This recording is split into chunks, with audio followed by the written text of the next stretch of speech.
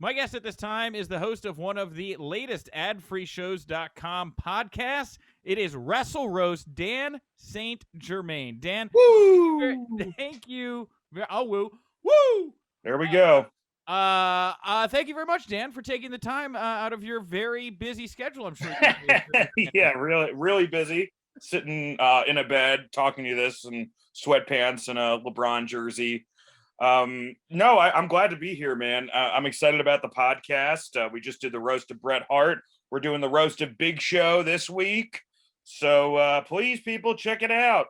Yeah, well, And one of the people who is doing this roast has already been blocked by the Big Show, so you know it's going to be good. Whoa, who's roasting that was blocked by Big Show? What happened? Robert's one of our hosts. Robert runs the WWE Creative-ish feed. Oh, does he now? So yeah, you know that Twitter feed, right? I'm very familiar with that Twitter feed. That's awesome. Okay. Yeah. So he runs that, and I think he made a joke about Big Show. First, Big Show liked one of his tweets one week, and they DM, and then the second week he made another joke, and Big Show just blocked him. Dude, that sucks, man. Big Show seems so cool. He's so funny, you know? Not according to Robert. Okay. The man can wear a baby's diaper, I guess, and dance around, but can't. Look, I mean, if I was like fucking 500 pounds and, can I curse on this? You can say whatever you want, Okay. Dan. Yeah. If I was 500 pounds and I had to spend all that time around airports, I would be pretty miserable too. But, either way, man, we love wrestling. That's why we do it. Everything that we do on the show is from like a fan's perspective. Like I probably couldn't roast comedians anymore just because I have so much resentment towards comedy. But Sure. but wrestling for me is still, kind of the fun sacred cow, at least for now. At least, maybe in 2 years when, I'm like in a K-hole with Enzo in Pittsburgh, that probably won't be the case, but Now, is that really the person you want to be trapped in the hole with? Is Enzo? Oh, no, okay. No, no. I'm just thinking what would be a pretty bleak scene. Sure.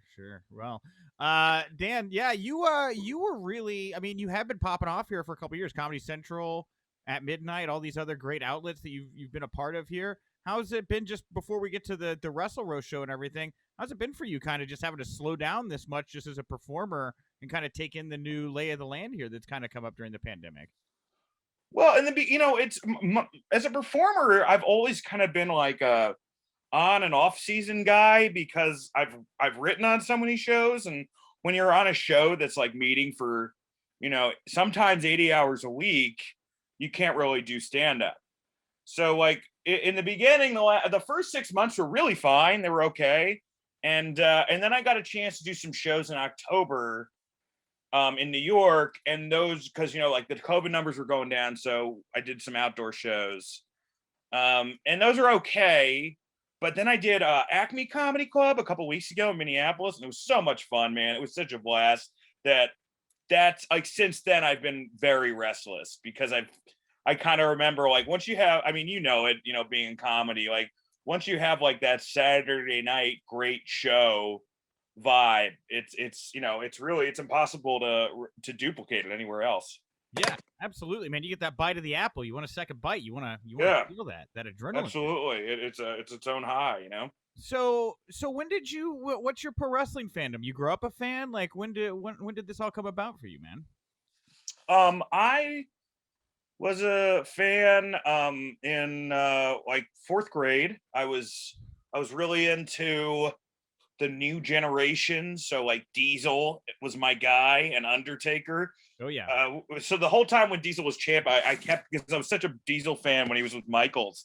I was expecting him to kind of kick it in the second gear, and then he didn't until Bret beat him, and then he was in the NWO, and it was all over. And then I watched the Attitude Era. I kind of got out of it for the Ruthless Aggression Era, and then I got back in it.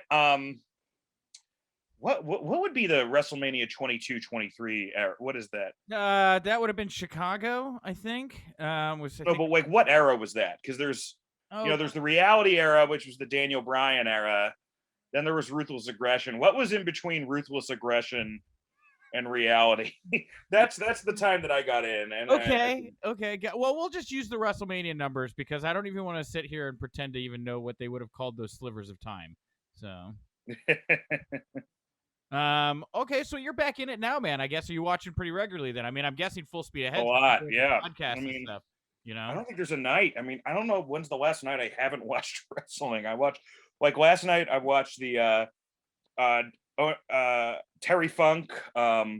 What's his name? Oniata with the classic exploding barbed wire death match. okay, yeah, Kawasaki Dream kind of deal. All right. Yes, and it was awesome. I've never seen it before. We're covering it on our show on Thursday. All right. Anita and Terry Funk. That's the guy's name. So yeah, I saw that, and then the night before it was like Raw. The night before that it was a Ring of Honor. You know, night before that it's UFC. Night before that it's SmackDown. It's just nonstop. I guess you're watching the exploding barbed wire death match getting ready. Absolutely. I can't wait. I don't know how they're going to do it, but if anybody can do it, it's Kenny Omega. Yeah, absolutely. I mean, I'm kind of interested too. I mean, because I thought that the Sting match would be cinematic, and now I get the vibe Sting's actually going to go out there and like wrestle. And maybe they do the barbed wire death match thing off site. I'm not really sure. You know, I don't think that AEW hasn't had a good. I mean, well, Stadium Stampede was awesome, but like a lot of their cinematic matches have been kind of like, you know. They did the Sammy and Matt Hardy one. And I'm like a huge Sammy fan. I thought that was kind of like, and I love Britt Baker, and I thought the big swole Britt Baker match was kind of like, you know, that's the only era. I think that's the only aspect of AEW in my opinion that is not up to the WWE level is the cinematic matches. So, but you know, maybe I'll get proven wrong. I hope I am. I love wrestling. Yeah, for sure. Well, you know, that brings us to Wrestle Roast here, man. So, Dan, how did you come up with this idea for Wrestle Roast? What was the impetus for this? Well, I'm gonna give actually Conrad Thompson the credit for putting together the roast of Bruce Prichard, because you know, me and Mike, we did that in Chicago, and for a while I had a podcast, Total F and Marks, and a lot of the show is still Total F and Marks as far as like, you know, the 10 count, and there's a lot of things that I just carried over, but I added this roast element. But you know, doing that with Mike and seeing his talent, you know, and realizing like, you know, we talk about wrestling almost every day anyway, and you know, you got Mike, who's the best roast battle guy in the country. I mean, he won it, you know, and you got me and him. I mean, we've both written on different Comedy Central roasts. He's written on way more than I have. You know, Scott, who's been on some Comedy Central roasts, and he had like his roast with like my friend Evan had like over 1 million views at the stand. It was incredible. And then Robert, you know, roasts WWE every week with WWE Creative-ish. He also roasts AEW. It's so funny because he gets shit. He's a guy, he gets shit from WWE on Twitter, but then on our podcast he gets shit from AEW fans because so like there's no, you know, each group, like luckily I don't get really shit on because I'm like the easiest one to you know, I really have like I'm the least picky out of everybody on my pod. You're pretty easygoing, it would seem, Dan. You seem pretty... It depends on the day. I was furious before I talked to you about something else, so I'm glad you didn't see that. Well, I don't know if fans that are watching on the video can see right now. Your curtain is off that window. Shortly before we recorded, I watched you break your curtain. You know. Yeah, I broke it in half. Yeah, but it was not out of anger. It seemed just out of clumsiness. Yes, that was out of clumsiness, but then there was anger about my clumsiness. Okay, got it. Wonderful. So it kind of became, you know. So what is the secret to a good roast, Dan? I mean, you've obviously got a crew here of experienced comedians. What do you think makes for a good roast? What makes it fun?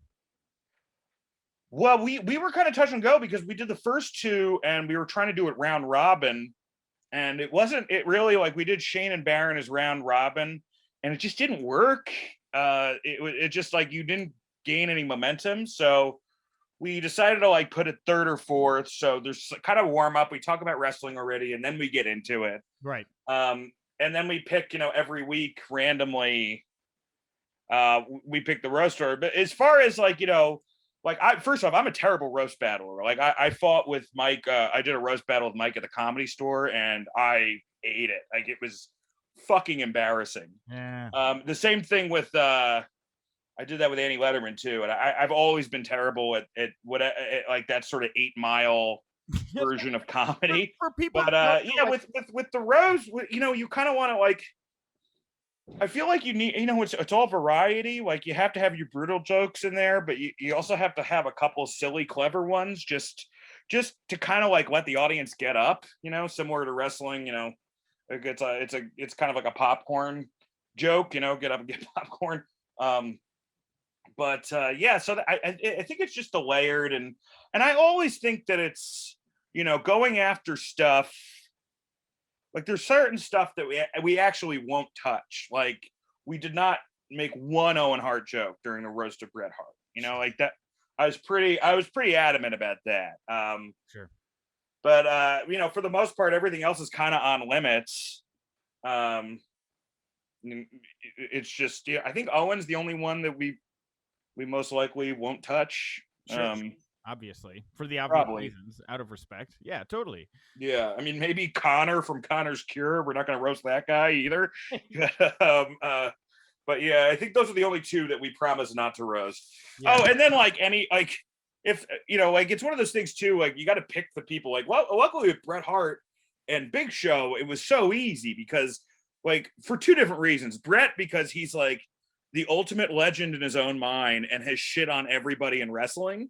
So you can like angle any joke into Bret, and there's so many things to attack Bret for that have nothing to do with like any low blows, you know. And for Big Show, the reason it was super easy, at least, you know, we'll see how it goes, but it was easy for me to write the jokes because of how long his career has been, you know. So he's been in so many different, so you can really just like, hey, I want to do a WCW joke here. I want to do an NWO joke here. I want to do an AEW joke here. Sure. His career is so long. It was actually tough. Shane McMahon was actually pretty tough to roast because he's one of those guys where it's like, you know, he's like, seems like a nice guy. He overachieved as a wrestler. You know, what is there to really, you know, like there were jokes for sure, but it was. Here's the thing about Shane, Dan. You should have called my girlfriend. She does not like Shane McMahon.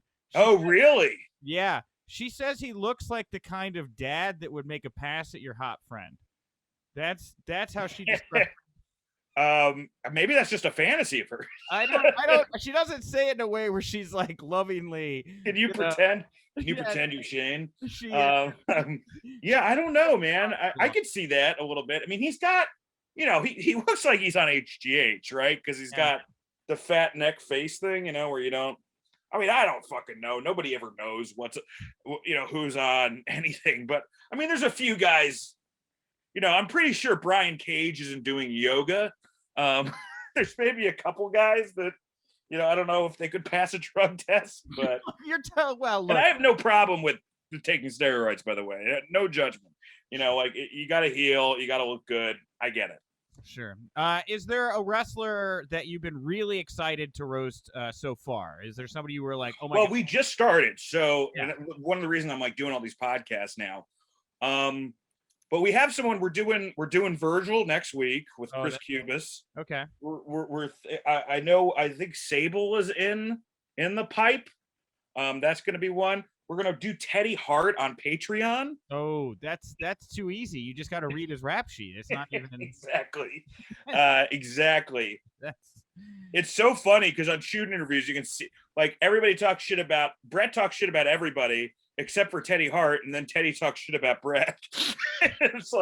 It's just like a bunch of hot high school girls, you know, yelling at each other. Oh, yeah, totally. So is there anybody then in the pipeline, you know, you brought up Virgil, but is there anybody that you're like, man, I cannot wait till we get to roast blank? Is there somebody's like a big one that you're really excited Well, we have a big one planned for WrestleMania, which we have not announced just yet, but I think that there definitely Cody is going to be fun. Okay. There's a lot of meat on the bone with Cody, and Cody's going to be fun too, because you know, never before has a guy who, you know, doesn't have many scandals, is a great wrestler, is a great promo, but like there's still so much to make fun of him for. Like even with all of that, you know, because of, you know, again, it's like the Bret thing, like what the guy thinks of himself. So that's going to be a blast. I know that'll be a blast. Yeah, for sure. Have you ever pissed anyone off with your roast? Have you ever I crossed? think I pissed Diamond Dallas Page at the Prichard roast. I think he walked out of the room. That's what I heard. What did I made a joke about like, Yeah. I said DDP Yoga like, with a diamond cutter and with a shitty RKO. You two can keep Jake the Robert sober for an hour and a half. It was like something like that. I don't think he appreciated that. Oh, have you talked? I don't know. It's different, man. I got into a Twitter fight once with Mark Madden, but then like we saw each other at the Tony Schiavone roast, and he was totally sweet. I mean, Jim Ross looked fucking miserable when he was there watching us. He'll be a fun guy to roast. Yeah. And then there's some that are just like, super easy. Like it's like Ken Shamrock. We want to do that. We want to do him soon. And it's, if I don't know if you read that Shamrock book this year by Snowden. It's awesome. I haven't. But that guy's life is like fucking wild. So, that's the great thing about wrestlers is they all, like I can't wait for the Scott Steiner episode. There's going to be so many fun ones that are going to come up. So what's it like for you now? You grow up a wrestling fan. You get to do a lot of your comedy dream stuff, and now you're in the Conrad bubble, where like not just like getting to do a show, but you have access to people. You have access to do things. Like, what's it like for you to now be in the pro wrestling space, kind of officially, I guess, in this moment? Well, I've worked with a lot of famous people before, but like I've never really given a shit because it just has nothing to do with my childhood. Like,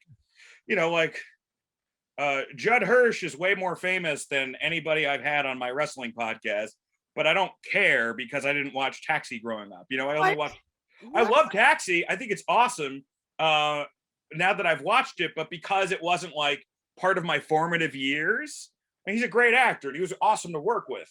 But I'm just saying, like, for whatever reason, wrestling and some musicians have that place in my heart where I can, like, I still get excited in a childlike way. Yeah.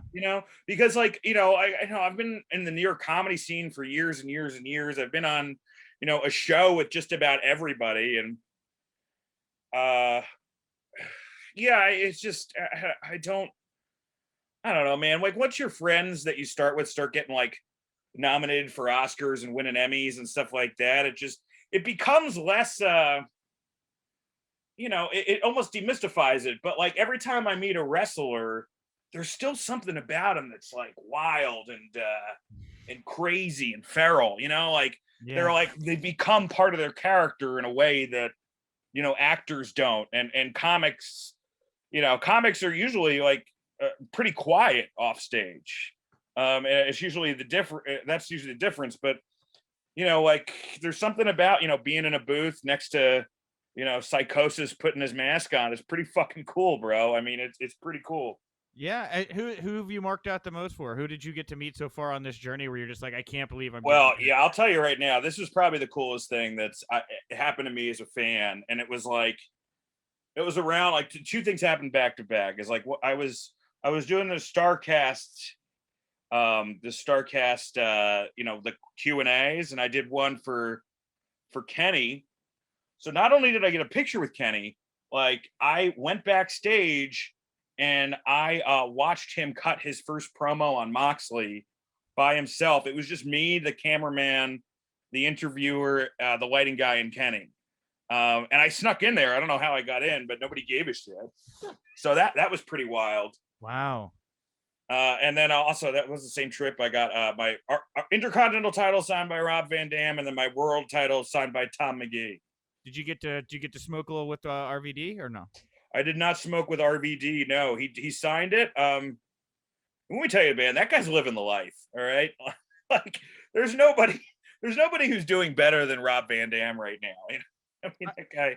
I just talked to Mikey Gordon. He's a wrestler out on the East Coast who's making a movie right now, The Legend of Dirty Ron McDonald or whatever. And RVD plays like a down and out old wrestler who turns this guy's life around. And I'm very excited. I'm very excited. I'm excited too. I mean, it is kind of funny that the guy is his character, like, because all the greats, they morph, right? And for Rob Van Dam, it was like he was the extreme guy from ECW, and then he morphed into guy who fucks real good.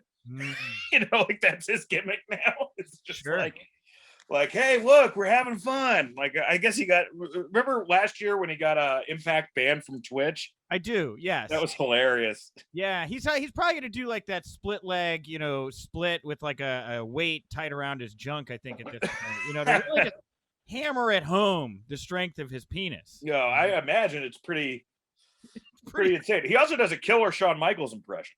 Oh, well, I mean, he kind of looks a little like Shawn with the stringy long hair and stuff like that. Well, he does the cross-eyed too. He does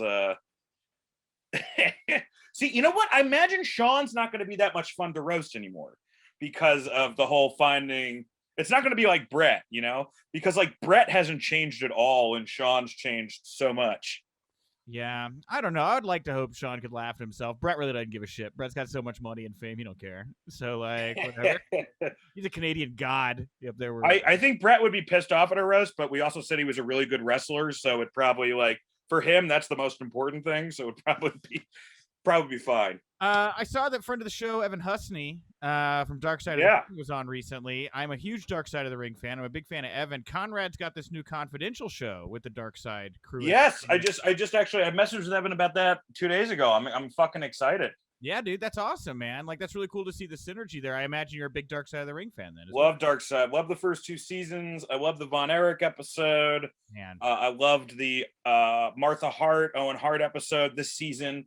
I cannot wait for Collision in Korea next season. That's what I was going to ask you. Like, so what on season 3 on deck do you think is going to be more exciting? Collision in Korea, because I just saw this documentary about the murder of Kim Jong's brother called Assassins. It's freaking awesome. If you, I think you can rent it on Amazon Prime. It's a wild story, man. Okay. Would you play North Korea? Like, if they came to you? Would I play North Korea? Yeah. Well, right now I don't have any income coming in, so yes. The question is for how much. Okay. Like, if I was, the problem is, I guess you'd have to be promised like safe harbor back.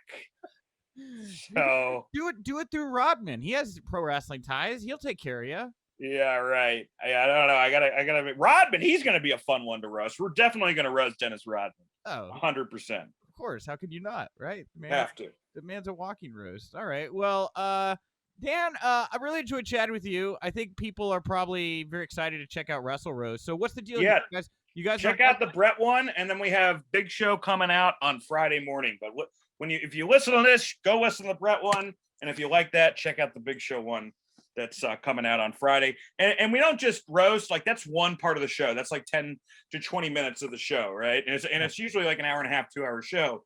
So we cover everything. We'll be covering, Lashley's silly voice winning the World Wrestling Federation champion, which was actually really cool, I thought, on Monday. But we'll we're going to be covering, everything under the sun. We covered New Japan, we cover AEW, cover WWE. We've even been known to cover Impact. That's how much wrestling we cover. So yeah, check it out. And Robert also tells stories about, Robert was a writer at WWE. So he tells a lot of stories about that. Yeah, and we're going to be covering, the Revolution build, which I'm really excited for that show. Does hearing stories about working for and writing for WWE make you more or less want to at some point creatively work for WWE? Well, I interviewed with him, and one time they weren't hiring anybody because of the pandemic, and then they reached out again, and then I think I asked for too much money, honestly. It wasn't a yes or it wasn't a no, but then I talked to somebody who writes there and they're like, oh yeah, you asked for way too much money. Which makes sense. It doesn't it's not going to be like, it doesn't really make that much sense for them to hire an unproven person, but yeah, it's always open. I don't think it's going to be possible now after this roast. I don't think it's really, but I think we're going to piss off enough people.